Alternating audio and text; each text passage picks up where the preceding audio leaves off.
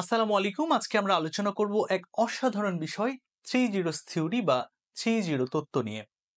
এই তত্ত্বটি প্রস্তাব করেছেন ডক্টর মোহাম্মদ ইউনুস, যিনি শান্তিতে নোবেল পুরস্কার পেয়েছেন এবং বর্তমানে যিনি বাংলাদেশের অন্তর্বর্তী সরকারের প্রধান উপদেষ্টা। তার মতে ভবিষ্যতের পৃথিবী হবে এমন একটি জায়গা যেখানে থাকবে না দারিদ্র্য, থাকবে না বেকারত্ব এবং পরিবেশ দূষণ। এই তত্ত্বকেই বলা হচ্ছে থ্রি জিরোস থিওরি। অর্থাৎ আমরা বলতে পারি থ্রি জিরো থিওরি বলতে বোঝায় জিরো পোভার্টি তথা শূন্য দারিদ্র্য, জিরো আনএমপ্লয়মেন্ট তথা শূন্য বেকারত্ব এবং জিরো কার্বন এমিশন অর্থাৎ শূন্য কার্বন নিঃসরণ। এই তিনটি গুরুত্বপূর্ণ লক্ষ্য অর্জনের উপর ভিত্তি করেই গড়ে উঠেছে থ্রি জিরো থিওরি। চলুন এবার এক এক করে বুঝে নেই কি আছে এই তত্ত্বে। প্রথমত, শূন্য দারিদ্র্য বা জিরো পোভার্টি বলতে আমরা কি বুঝি?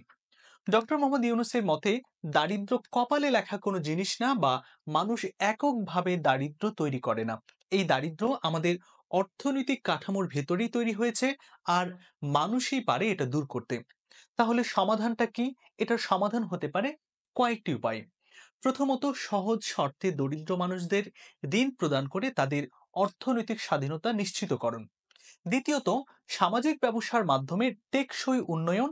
এখানে সামাজিক ব্যবসা মানে এমন ব্যবসা যেখানে মূল উদ্দেশ্য হলো সমাজের সমস্যা সমাধান করা, লাভ করা নয়।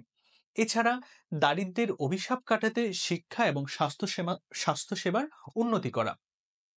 এরপরে আসলে যে শূন্য বেকারত্ব বা জিরো আনএমপ্লয়মেন্ট বলতে আমরা কি বুঝি? ডক্টর মোহাম্মদ ইউনুসের মতে ভালো চাকরি না খুঁজে উদ্যোক্তা তৈরিতে জোর দিতে হবে। তিনি বিভিন্ন সময়ে তার বক্তব্যে বলেছেন, আমরা জন্মেছি সমস্যা সমাধানের জন্য, কারো অধীনে চাকরি করবার জন্য নয়। তাই তরুণ প্রজন্মকে উদ্যোক্তা হতে হবে, কারো অধীনে নয়। বিশ্বকে নেতৃত্ব দিতে হবে নিজের পায়ে দাঁড়িয়ে।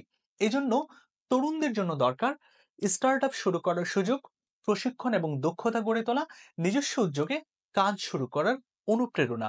তাহলেই তৈরি হবে নতুন নতুন কর্মসংস্থান।